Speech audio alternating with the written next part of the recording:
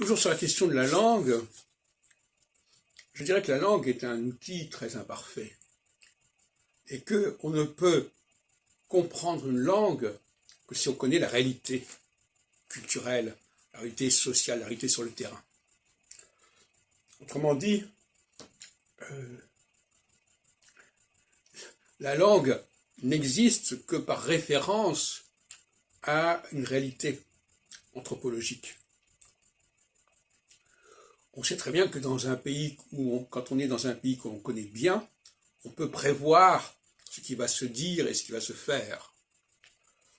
Par conséquent, ce qui va se dire et ce qu'on va se faire, on le sait déjà à l'avance. En revanche, quand on ne connaît pas bien une culture, une langue, un pays, on est constamment dans l'imprévision. C'est-à-dire qu'on attend que les choses arrivent pour savoir ce qu'il en est. Et à ce moment-là, malheureusement, on va dépendre de la langue et de la langue écrite. Et cette langue écrite est un véhicule très médiocre et très insuffisant.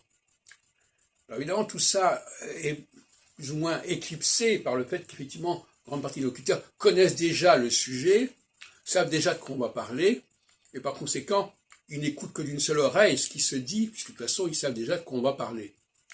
En revanche, quelqu'un qui n'est pas accoutumé à cette culture, lui, il va dépendre uniquement de la langue, et là, il va se planter.